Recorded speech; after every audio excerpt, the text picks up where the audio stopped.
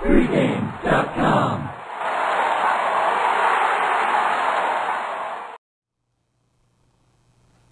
Hey everybody, welcome to Pregame TV. I'm Scott Spreitzer along with Bryan Leonard, and we're breaking down the National League for the 2012 season. We're going to start out in the NL West. At the end of our analysis on all three divisions, we'll give you our over-under wager, our best bet in the National League from Bryan and from myself. Let's start out west in the NL West, where the Arizona Diamondbacks made such a huge jump last year from the season before after being so terrible 2 years ago. And, you know, we saw Kirk Gibson bring that infectious winning attitude to this Arizona team. But also, if you go back and look 2 years ago at the outfield and the regulars, and they look like a AAA lineup compared to what they had last year and what they have going into this season, Bryan. Yeah, Arizona expected to win 86 games, and my concern with Arizona is basically the bullpen. I mean, sure. when you're taking a look at these teams, there's a lot of regression to the mean when it comes to bullpens. 1 year a team will have a great bullpen. I'm a Cleveland Indians fan. 1 year we got a great bullpen. Next year, the same guys, we got one of the worst bullpens in baseball. Mm-hmm. And if you go back and you chart these things, every year it's a big difference between what they did the year before.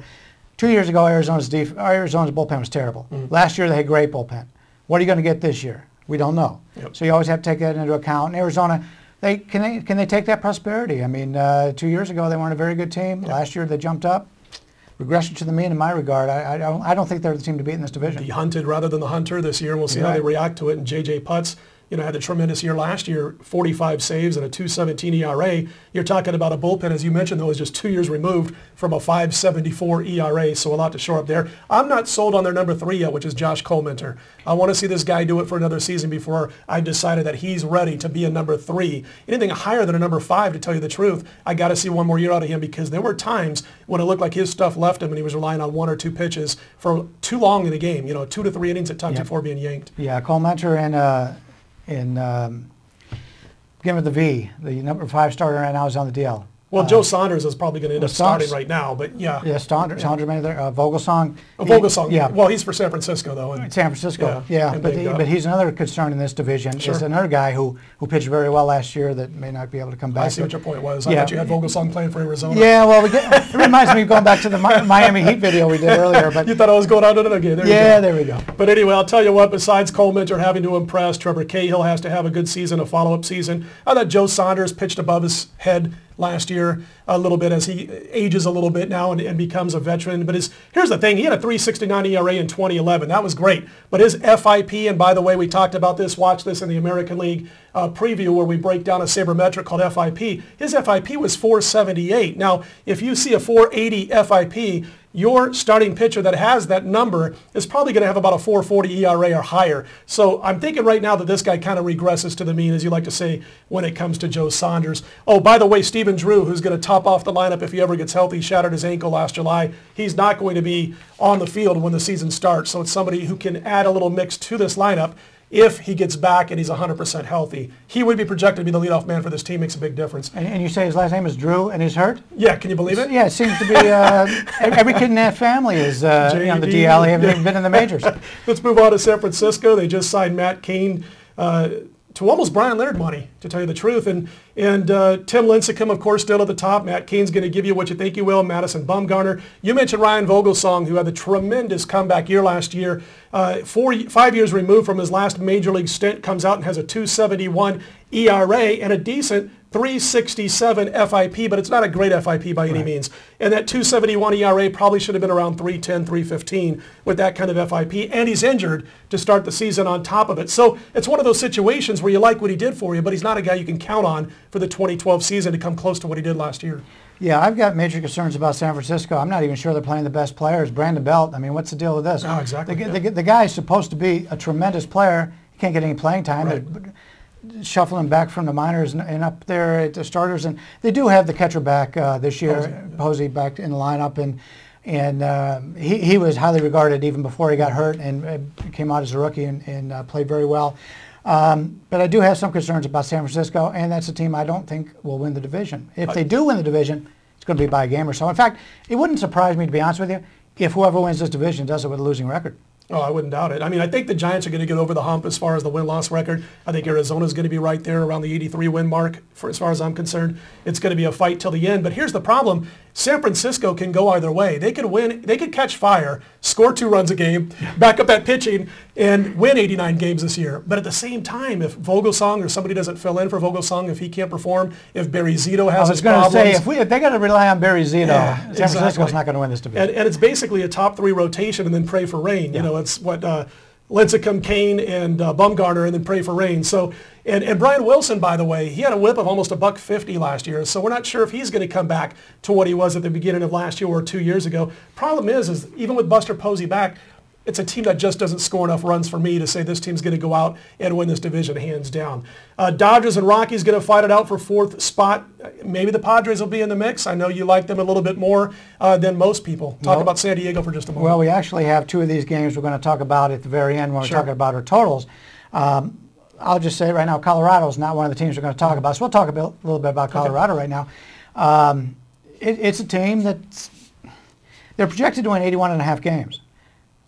I happen to think this is an underplay myself. I mean, it's not the one we're going to talk about, but they've got major problems. The starting rotation, they've got guys, a lot of talent, but you know, the 2 guys they got from Cleveland, White and Pomerantz, they've had injuries already. Pomerantz is down to the minors right now. I think it's more of a precautionary because he's going to be the 5th starter and they bring him up.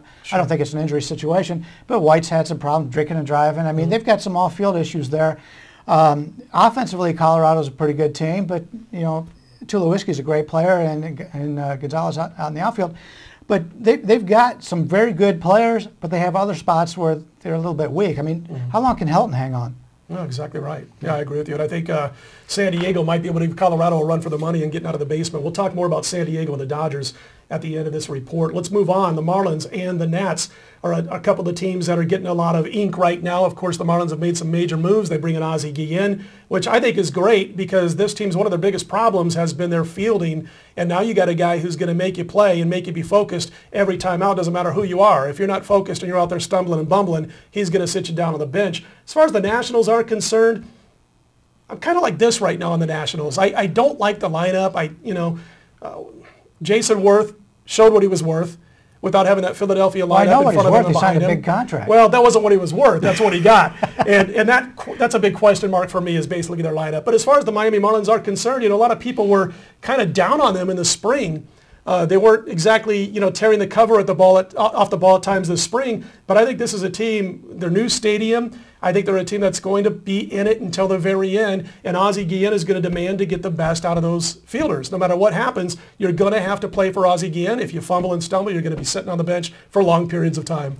Yeah, Miami's got a lot of talent. You mentioned the new stadium, and usually when a team does have a new stadium, they have an uptick in attendance, an uptick in winning, and that's 2 advantages for them there. But they have a lot of young talent, but they also have a lot of guys that are injury prone, and that's a major concern. I mean, when you bring in Reyes, when Reyes is playing, he's a great player, but he's had a lot of injury problems.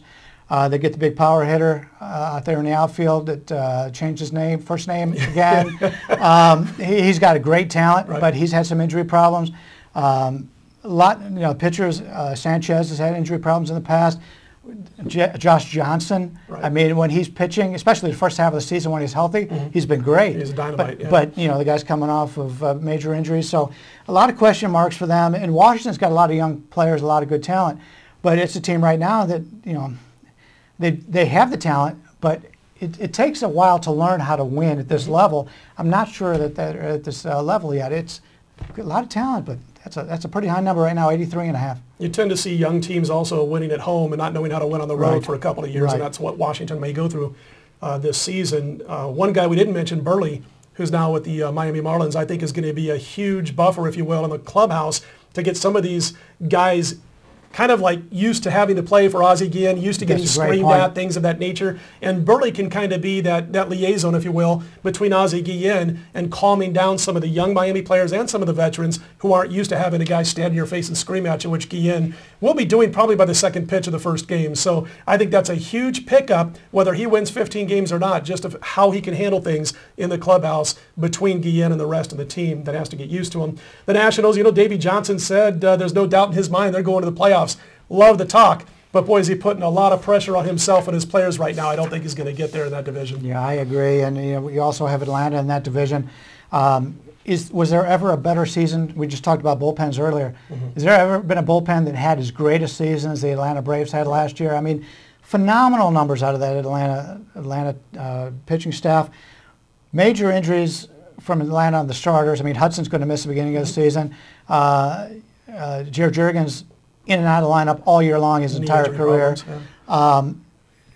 Jones, offensively, Chipper Jones, last season may not make it to the end of the season, right? Start the year on the DL.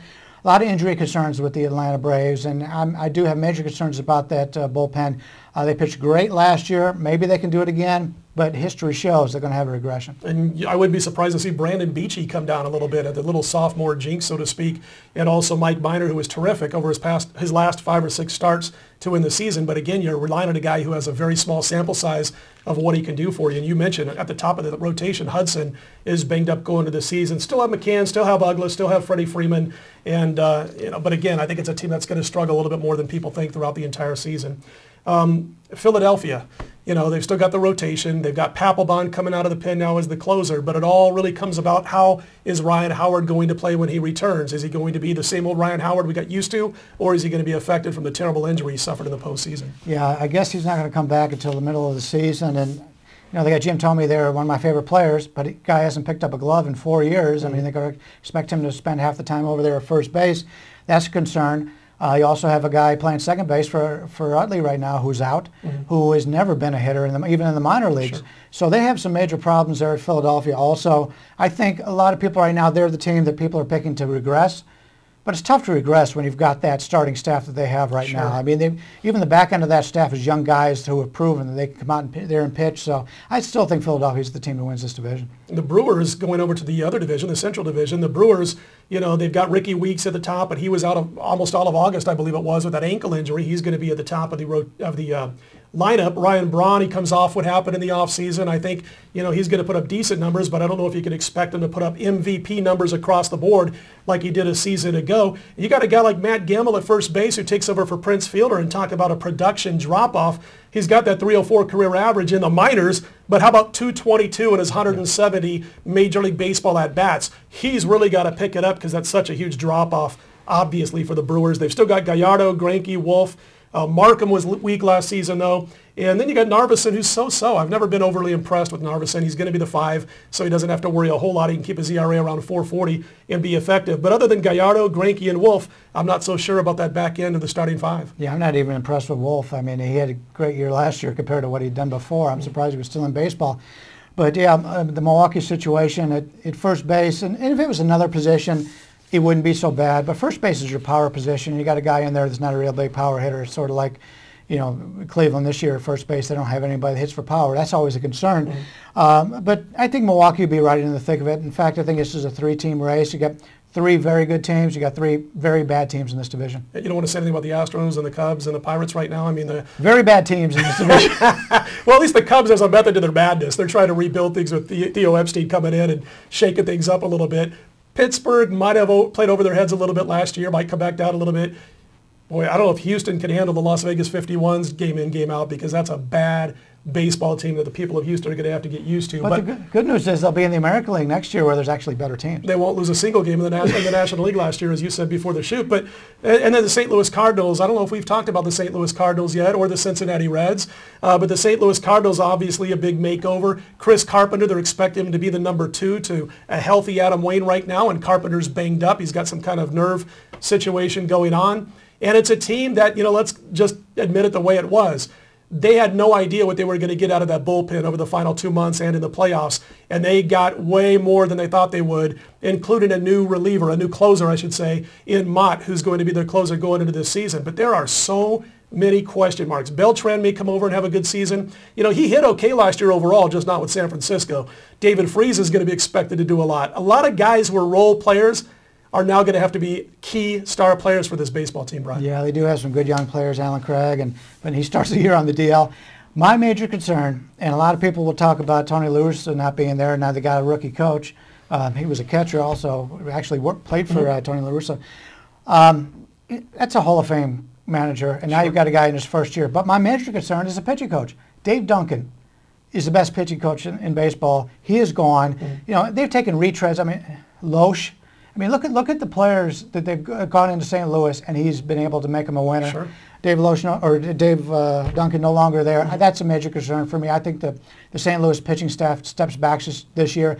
Even though I love Wainwright, I don't think they've got a lot behind them. Garcia's pretty good is a good player, but after that, I have major concerns with St. Louis's pitching staff. You mentioned Dave Duncan. I'm glad you mentioned that because I almost forgot to mention that Derek Lilliquist did spend a lot of time coaching the pitchers last year when Duncan took a leave of absence, but Lilliquist wasn't the guy who put that rotation together. Right. He wasn't the guy that developed the rotation. That was Duncan. So, you know, maybe he does all right this year with basically the same rotation if Carpenter gets healthy, gets over the nerve problem. But the bottom line is this could be a St. Louis team that starts to drop off over the next couple of years. Lilliquist knows these guys, but can he do the same as far as bringing guys in to help out what they need, like Dave Duncan did so well under Tony La Russa? Cincinnati Reds, Johnny Cueto at the start of the rotation. The other Reds struggled in 2011, but you know Cueto had a career best in ERA 2.31, a WHIP of 109 in 24 starts. They go out and get Matt Latos from San Diego, but you're talking about a fly ball pitcher, great in Petco. Not so great maybe if you're playing in Cincinnati. Well, Latos, when you take a look at his road numbers compared to his home numbers last year, they were pretty comparable. Yeah, they were bad. But he didn't pitch in Cincinnati every second start. So, yeah, that is a concern. I actually think Cincinnati's going to win this division, regardless of who's the manager of this team. I don't think they've got a very good manager. But they've got a ton of talent on this team. I love the lineup. I love Joey Votto. Oh, yeah. In a division where you've got 3-3, I think Cincinnati's probably the team to beat here. Well, and not only that, but I think because of that stadium and they've built this team, we'll see about Latos. I mean, I'm not thinking they made this huge mistake and put him as the number 2. They saw something they like to have him come in and be the number 2 in the rotation. But here's the thing also is they got to replace Ryan Madsen. It's going to be Sean Marshall, a lefty who goes from setup to closer. He's going to have to take over that spot. But I don't think there's a whole lot of teams in the last 15 years that have built their team as well as Cincinnati has done for their particular ballpark. And that's going to be a tough, I mean, this is a high strikeout team, but they also manage to score a whole lot of runs, especially at home. So I happen to agree with you. I think Cincinnati's going to edge out the St. Louis Cardinals. I think St. Louis is going to have enough left over from last year, and Matheny has been around this club to be able to hang on to probably a second place finish just above Milwaukee. But I think Cincinnati wins it. Let's talk about our futures. All right. I know you've got a future in the NL West. So do I. Different teams. Go for it. Well, you talked about it. It didn't sound like you agree with me on this one because you thought San Diego was going to be bringing up the back end of this division. I think they'll be fighting it out with Colorado. Really? I think they're a little bit better than Colorado. All right. Yeah. All right. I think I'm not going to bet the under, by the way, on San Diego. Okay. Well, the total right now is a 73.5 for San Diego.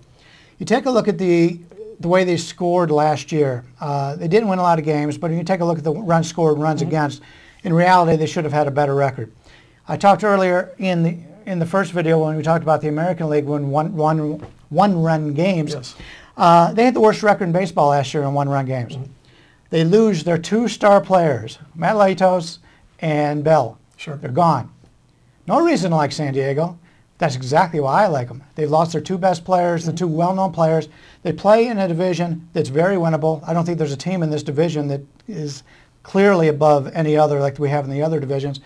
You take a look at San Diego playing at home. They've got a great home field advantage because you talk about how teams play their... But the problem is they don't, I mean, maybe last year, but it is such a deep right field.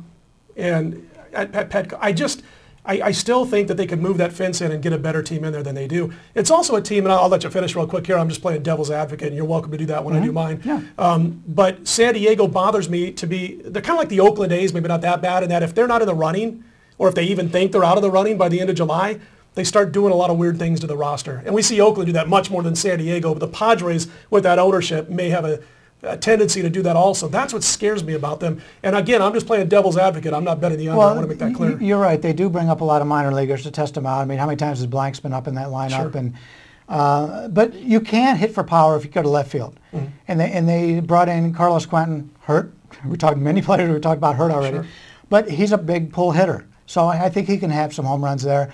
As long as they don't build their team around power-hitting lefties, I mean, other than Adrian Gonzalez, how many left-handed hitters actually hit home runs in San Diego? There's not very many of them. So I think there's an advantage because you bring in other teams that come in to play them, and they get that big left-handed hitter. He can't put the ball out in that ballpark.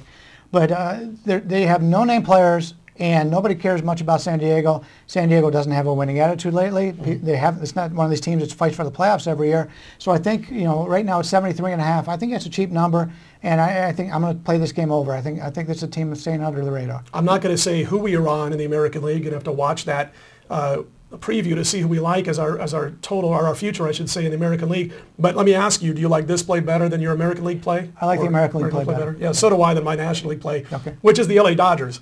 And I'm going to play them under because, to me, outside of basically Kemp and Kershaw, there's not a whole lot there. I mean, you look at Ethier, you look at Loney, they're good for a bit, second half of the season last year. But do you really get worried when you see these guys come into the plate? I don't.